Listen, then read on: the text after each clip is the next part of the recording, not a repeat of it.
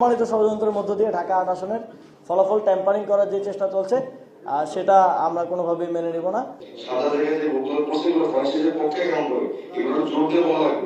যে ভোটটা মার্কার বক্সে পড়ে না, আপনারা জানেন যে নির্দিষ্টভাবে আরপিওতে উল্লেখ আছে মার্কার বক্সে ভোটটা দিতে হবে।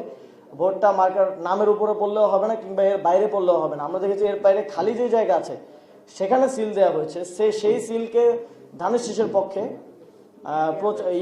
কাউন্ট করা হয়েছে। কাউন্ট করে সেটাকে বিবেচনায় নিয়ে ঢাকা ৮ আসনে এক ধরনের ফলাফল ঘোষণা করার চেষ্টা করা হচ্ছে।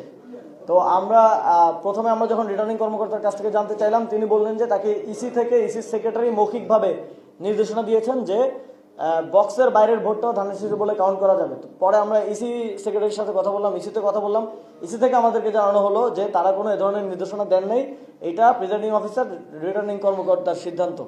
তো তাহলে এই যে একজন থেকে আরেকজন এই যে বল পাস করার মতো চলছে, এটা স্পষ্টভাবে বোঝায় যে এখানে একটা ফলাফল ট্যাম্পারিং হচ্ছে। স্ট্রবেরি সুপার ডটেড ও ক্লাস আমরা আপনাদেরকে একটু শোনাতে চাই। সকল বাতিল ভোট, আবার বলতেছি, সকল বাতিল ভোট কিন্তু প্রেসিডেন্ট অফিসারকে চ্যালেঞ্জ করে এগুলো প্রমাণ করতে হবে। এগুলো কিন্তু খামখেয়ালি করে হবে না।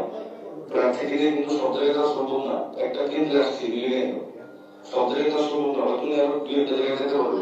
কিন্তু আপনারা কি দেখতে বলে এজেন্টদের সাথে কথা বলে প্রেসিডেন্ট অফিসারকে বলেন, চ্যালেঞ্জ করেন যে রিটার্নিং কর্মকর্তার সাথে কথা হয়েছে, সে বলছে এই ভোটগুলো কাউন্ট হবে, সাদা জায়গায় যে ভোটগুলো পড়ছে এগুলো ফ্রান্সিসের পক্ষে কাউন্ট হবে, এগুলো জোর দিয়ে বলা লাগবে। জিনিসটা কিন্তু খামখেয়ালি গুলো আমরা আমাদের সবার লস, আপনারও লস, আমার লস। আমি মামাকে নিয়ে আসার চেষ্টা করতেছি কয়েকটা কেন্দ্রে, না পারলে প্লিজ আপনারা নিজ দেখতে কাজটা করেন। এই রেকর্ডটি আমরা পেয়েছি যেটা প্রমাণ করে যে যে ভোটগুলো ফল্ট হয়ে গেছিল, বাতিল হওয়ার কথা, সেই ভোটগুলোকে ধানের শীষের পক্ষে ঢাকা ৮ আসনে কাউন্ট করা হয়েছে।